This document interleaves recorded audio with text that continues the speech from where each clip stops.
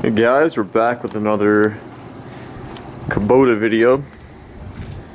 So in the last video I had said I would cut back in when I have the floor welded in. I was able to get the two main floor pieces welded in. You can see some of the welds there. Pretty good. Just stitched it all the way across. Figured to have it all sealed up. And you can see the other one over there. A little bit of like an out of position weld, so it's a little difficult to like squeeze in.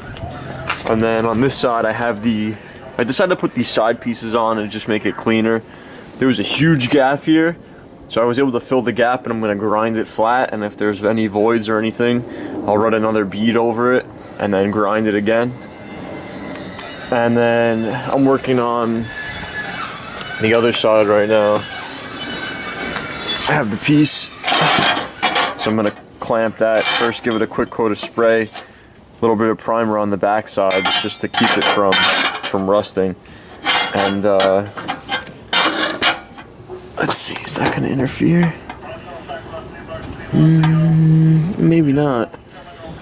But just going to get that all prepped up to weld this side piece on. Get a little bit of a shot of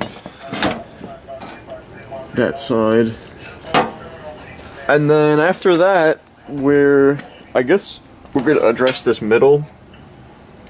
I'll clean that up, I guess, and figure out what I'm doing for the bolts. I don't know if I'm going to just drill them out and fill them in with weld and then get new nuts and get a new nut and bolt and put it in. I'm not really sure yet. But I'd really like to get this at least primed. Obviously, once I prime it, it's not going to be able to, you can't really stand on it or touch anything. So I'm going to have to see how I'm going to do that. I might have to back it into the garage there a little bit and try to push it back in once I have it painted, because I don't want to be stepping on the floor, obviously, once it's painted. I need to scuff up all this other paint here, move those heater lines, because I want to paint from the whole floor up to like here, and then the rest of it I'll deal with over the summer. And then once the floor is done, the only other main thing is to get the doors back on and clean up the bottom. They're all rusted, so I need to paint those. This cab piece, I think I might leave it until the summer. We'll see what, I can cut the piece, I just don't want to melt the plastic when I weld it. So we'll see. Because I really want to try to just get the lights on, because I have lights and then I have a panel. We're gonna build a panel that goes up here. Let me see if I have a piece of cardboard.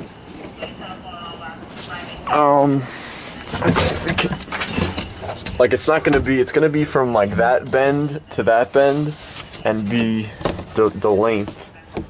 So this piece of cardboard fits like in between perfectly. But I think I want it somewhere in the middle, and then I'll build like a little cubby for like a phone, if you want to charge a phone, or put something up there. But the switch panel I got has clearance to the back with this, so it's got to sit, this has to sit like flush on the pipe, and I don't know if I want to go all the way over to the side, give it like a full thing. I have to see what's gonna make the most sense. Alright, so I've gotten the sides welded on. As you can see, it's nice and smooth. I smoothed it out. Got a little bit of dust from the cloth. I wiped everything down with acetone. I have the lines all zip tied. I tried to scuff up under here as best I could. The front's just gonna get a quick shot for now. And on this side you can see I was able to smoothen it out. So and I scuffed up the fenders here, the paint on them, so I get decent adhesion.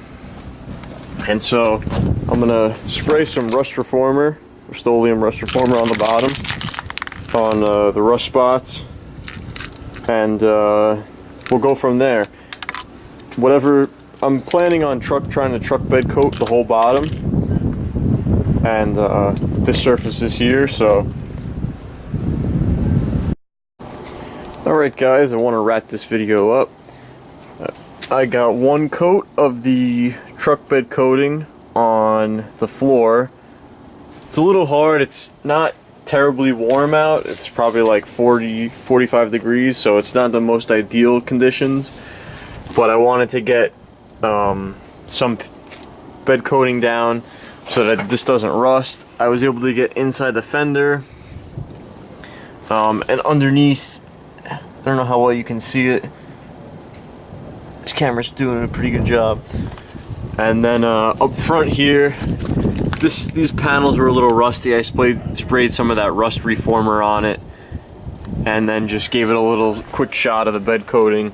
Same thing in the front where the mount's gonna go for the plow. At least it'll have something clean to mount up to.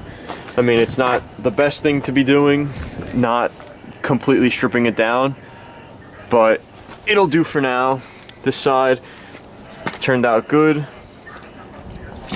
I mean, it's pretty good. There are really no runs or anything majorly to speak of. And I mean, little runs, it's not, you know, it's not like a showpiece. I'm gonna be getting in and out of this thing. I just wanted something that's a little more rugged than just paint on the floor. I got a little bit in there, and the brackets on the bottom seem to be painted up decently. I'm gonna give it another shot when I can get back out here. And then the middle piece I'm gonna paint separately. Really doesn't make a difference, and it's pretty dirty right now. It's still got rust and some dirt and shit on it. So, but at least I got a couple coats, but I got one layer now down on the whole surface. So, you know, it's already changing the look of it. You know, in the front, it's a little bit cleaner now, instead of the stupid, you know, rusted look it had with the gray paint.